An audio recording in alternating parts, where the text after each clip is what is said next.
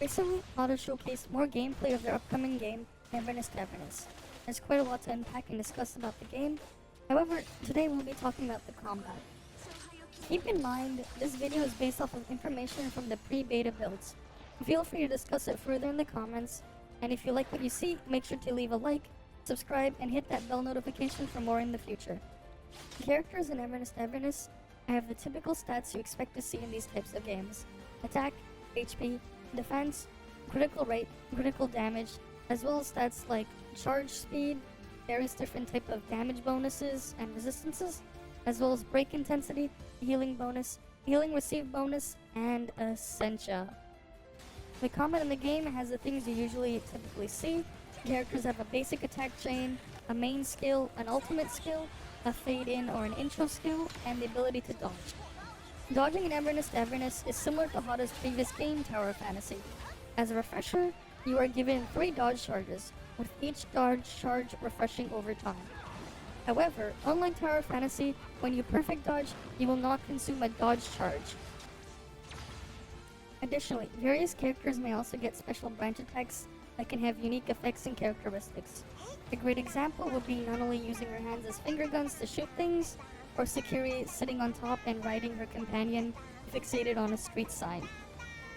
One more thing to keep note of is that if you cast a skill and then immediately switch to a different character, the character will continue to cast the skill in the background until their animation is finished while you gain control of the next character while switching.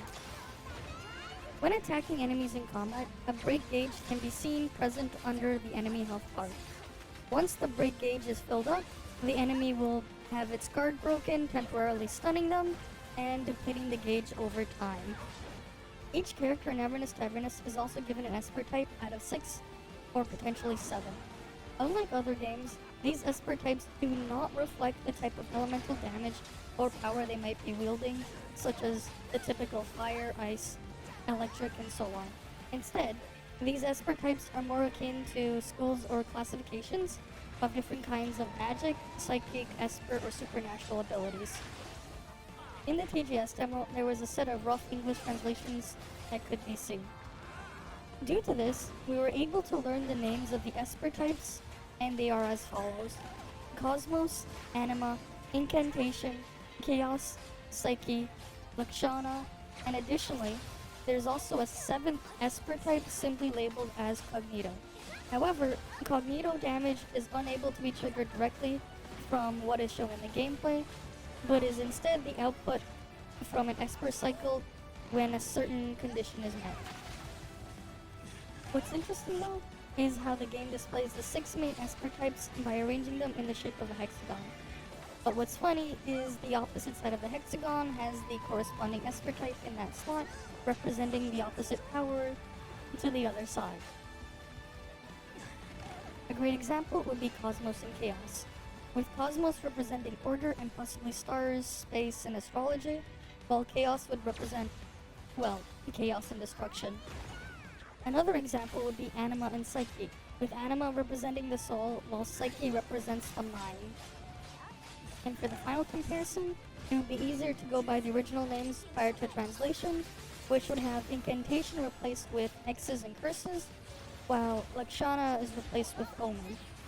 Lakshana or Omen in this case would represent the concepts like precognition, premonitions, predictions, and fortune telling. So imagine something like predicting a lightning strike to happen on an enemy and having it manifest, while Incantation would be like applying a deadly curse or poison on an enemy. It would be interesting ideas for damage over time based characters for combat anyways. To make things even more interesting, each of the 6 Esper types are able to trigger a special effect known as an Esper Cycle. This occurs when certain conditions are met. So far, each of the Esper Cycles appear to be triggered when swapping from one Esper type to the next adjacent Esper type on the hexagon through the use of a fade-in or an intro skill. These Esper Cycles can each individually be enabled or disabled via a toggle. Multiple different Esper Cycles can persist simultaneously, and special Esper Cycles can occur when triggering multiple Esper Cycles simultaneously. These Esper Cycles are as follows: Blossom, Remora, Sprawl, Aftershock, Hex, Echo. We also have Abundance and Dissonance as special Esper Cycles that are activated when multiple certain Esper Cycles are triggered in rapid succession. When switching between Cosmos and Anima, you will trigger a Blossom Esper Cycle.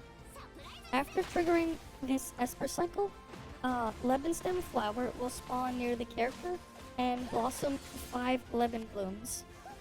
These Leben blooms will then fly towards the targets and explode every 2 seconds, dealing damage to an area.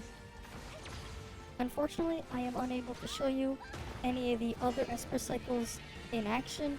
However, we do know what they actually can do due to them being present in the TGS gameplay demo, and we were able to get footage of the actual stream displaying all of the Esper Cycles in a list. The Remora Esper Cycles is activated when swapping between Lakshana and Omen. After triggering this Esper Cycle, the target enters Remora, slowing its movement and attack speed, and this effect will decay over time and will have a shorter duration if repeatedly applied. The Sprawl Esper Cycle is triggered when swapping between Psyche and Incantation Espers. After triggering this Esper Cycle, the target takes an additional instance of unison damage, which is equal to the Psyche and Lakshana damage taken within 12 seconds.